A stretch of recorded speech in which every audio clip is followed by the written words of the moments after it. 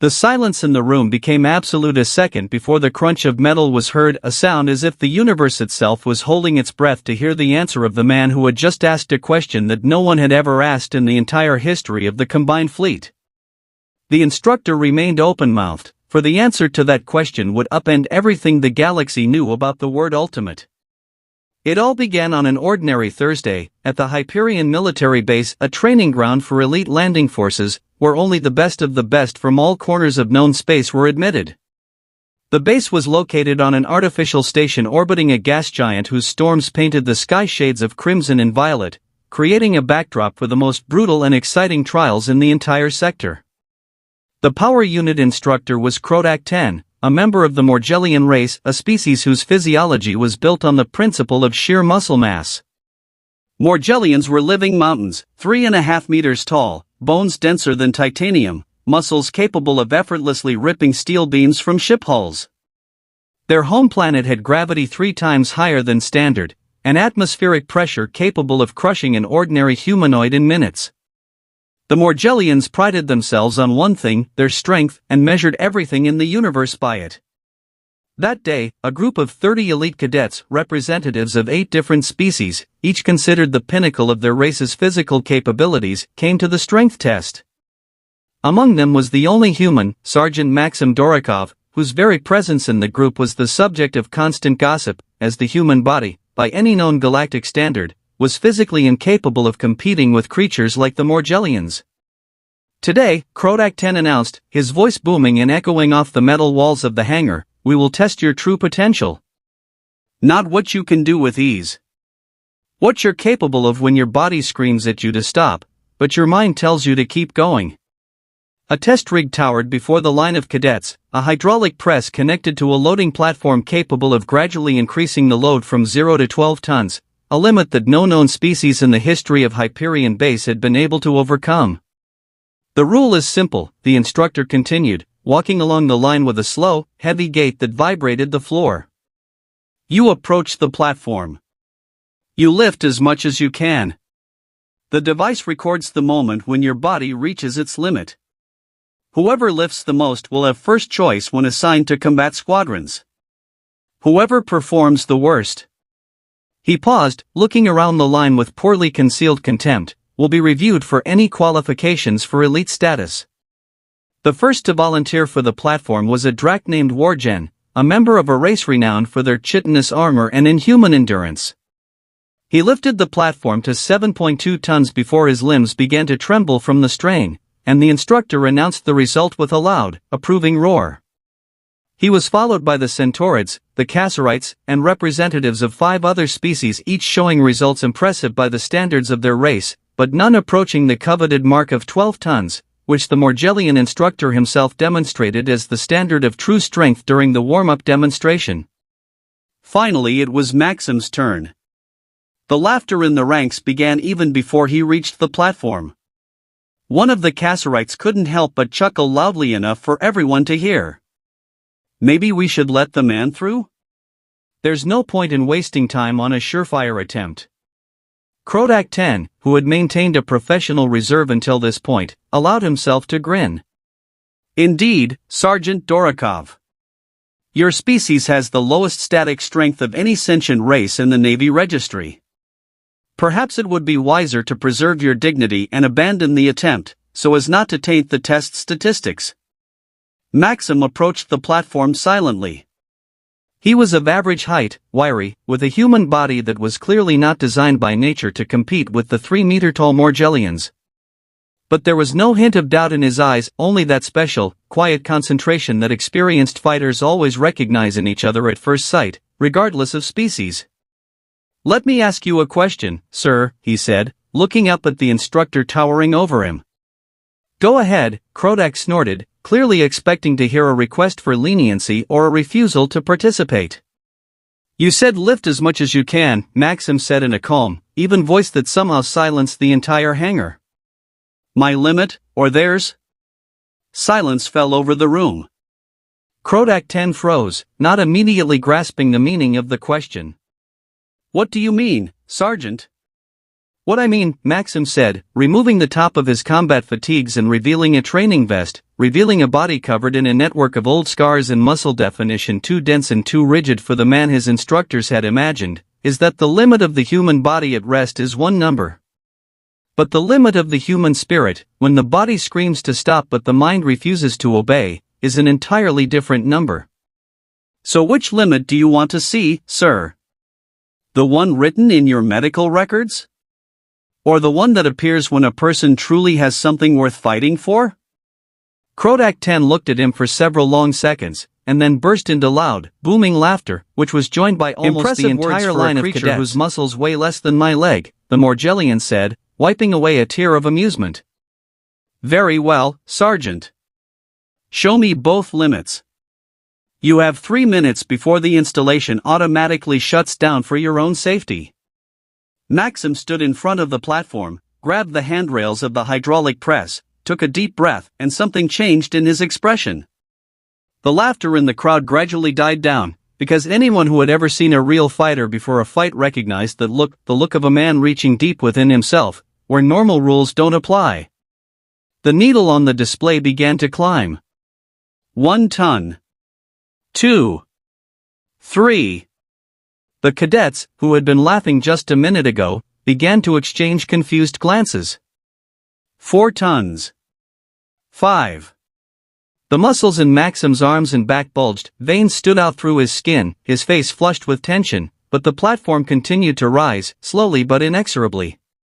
6 tons. 7. The mark the Drakwargen had indicated was reached and passed without stopping. The laughter in the crowd died down completely. Krodak 10, who had been standing with his arms crossed in a pose of condescending superiority, now leaned forward, his eyes wide with disbelief. 8 tons. 9. Maxim's entire body was now shaking, every muscle was at the limit of visible tension, the blood vessels in his neck bulged so sharply they seemed ready to burst. But he didn't stop. Sergeant, this is beyond your physiological safety limits. Krodak shouted, his voice sounding alarmed for the first time, rather than mocking. Maxim didn't respond verbally. He simply continued to pull, his face a mask of absolute concentration, his breath escaping in hoarse, ragged gasps through clenched teeth. 10 tons. 11. The entire hangar, 30 cadets from 8 different species, each considered the elite of their race, stood silently, watching as the man they had just considered incapable of competing in this test approached a mark no one had ever surpassed in the entire history of Hyperion Base. 11.8 tons. The installation began to emit an alarm, a warning of critical overload for human physiology. The medical sensors on Maxim's suit began to flash red, recording heart rate and muscle tension readings far beyond safe limits for any known species. Sergeant, stop. That's an order. Krodak 10 shouted, rushing to the control panel to force the installation to stop.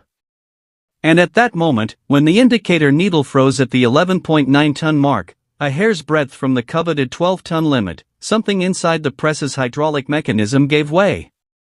There was a deafening crash of metal, not from the platform Maxim was lifting, but from the very support structure of the installation, designed by Morgellian engineers with the expectation that no being in the universe, except perhaps the Morgellians themselves at their peak, would ever approach its ultimate limits.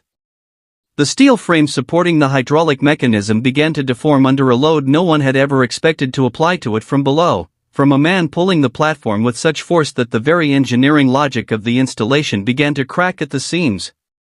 Let me go immediately. Krodak shouted, but Maxim seemed to hear nothing but the sound of his own pulse echoing in his ears and the single thought that drove him on, beyond anything that had seemed possible a second ago. He only let go of the platform when the automatic safety system, triggered at the last moment, released the pressure urgently, and the installation settled with a clang, releasing a cloud of steam from the overloaded hydraulic valves. Maxim fell to his knees, his chest heaving in a desperate attempt to draw in enough air, his hands shaking so violently that he could barely keep them raised, but his expression was not one of defeat, it was the absolute, overwhelming satisfaction of a being who had just looked beyond his own limits and had not retreated. A silence reigned in the hangar, unbroken by anyone. 30 cadets, representatives of 8 species, each convinced of an immutable hierarchy of physical strength in the universe, watched the wrecked installation steaming, while a man, who had just nearly reached the 12-ton limit, a limit the base's design itself considered theoretical and unattainable by organic beings, slowly rose to his feet. Krodak 10 approached him with a slow, uncertain step, the step of a creature whose picture of the world had just cracked as deep as the crack in the steel frame of the destroyed installation. "How?"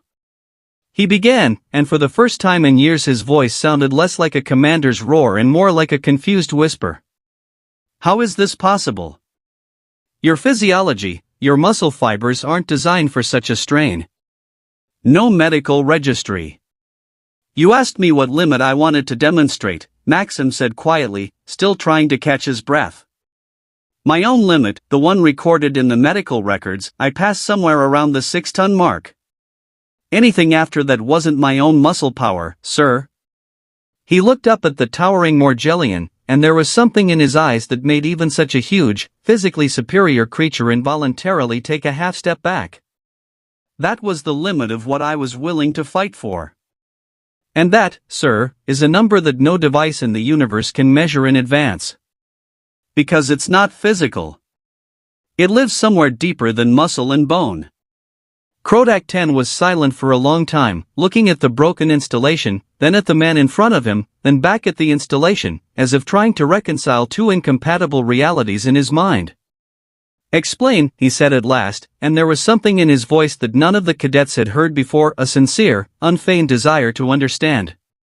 Maxim slowly rose to his feet, still wiping the sweat from his forehead with trembling hands. "There's a story on Earth, sir," he said. "About a mother who lifted a car that had fallen on her child with her bare hands. Scientists studied the incident for decades, trying to explain how the fragile human body could do such a thing. The answer they found was both simple and incredibly complex. In times of absolute necessity, the human body can activate reserves that are normally suppressed by the nervous system for self-protection. Our brains usually prevent our muscles from working at full capacity because they risk tearing tendons and breaking bones from the effort. It's a defense mechanism built into every human being." He looked at the broken installation. "But this mechanism can be circumvented. Not by willpower in the conventional sense. But by something more fundamental, the absolute conviction that stopping is unacceptable. When a person decides that the limit set by their own body is irrelevant in the face of what must be done, the body finds a way to comply with that decision, even at the cost of tissue rupture, even at the cost of pain that cannot be described in words." "But why?" asked one of the Centaurids from the line, who had been silently observing the proceedings until then. "Why would you willingly inflict such pain on yourself for a simple test?" Maxim looked at him for a long moment. "Because every time a person tests their true limit," he said, "that limit is pushed back a little further. Not physically. Mentally. The next time I need to lift something heavier than 11.9 tons, not in training, but in a real fight, when someone's life depends on me being able to do it, my body and my mind will already know it's possible. Because they've been there once before." Krodak 10 stood motionless for several long seconds, and then did something no one in the hangar expected to see from the proud Morgellian, who had spent his entire life measuring the worth of being solely by physical strength. He dropped to one knee before the man he had despised less than an hour ago. "I've served the combined fleet for 147 years, he said quietly. "I've seen thousands of tests of strength. I've seen Morgellians lift loads that would crush any other creature in this universe. But I've never seen what I saw today. A being whose body is not physically designed for such a load continued to pull long after the minds of most species would have long ago ordered them to stop because the pain had become unbearable.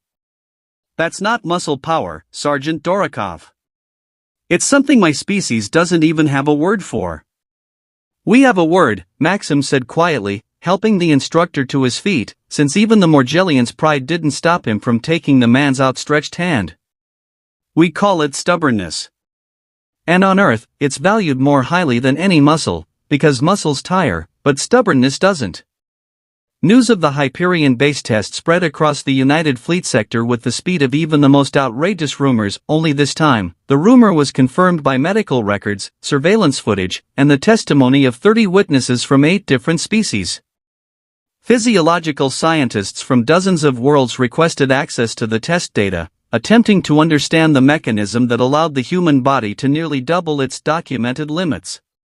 But for Maxim Dorokov himself, the greatest result of that day wasn't the record or the galaxy's surprise. The greatest result was what happened a week later, when a new group of cadets, including representatives of 3 other species learning about Earth and its inhabitants for the first time, took on the same strength test. The instructor, the same Krodak 10, whose attitude toward humanity had changed irreversibly, looked at the line of recruits and uttered words that from that day on became an unwritten rule at the Hyperion base, and then spread across dozens of training grounds of the United Fleet. "Lift as much as you can," he said, the first hint of a respectful smile flickering across his lips in his long service.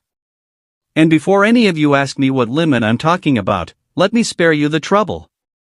It's always the second limit. The one that isn't recorded in any medical registry in the galaxy. The one that runs deeper than muscle, deeper than bone, deeper than the very physiology of your species. A man once showed me that this limit exists in every sentient being in the universe. The only question is whether you're willing to look there. And somewhere deep in that vast, indifferent galaxy, among trillions of stars and thousands of sentient species, the simple story of a man asking a single question before breaking a record continued to spread from station to station, from instructor to instructor, from generation to generation of cadets, a story about how true strength isn't measured by how much you can lift when everything is easy, but by how much you're willing to endure when your body is screaming at you to stop and you simply refuse to listen.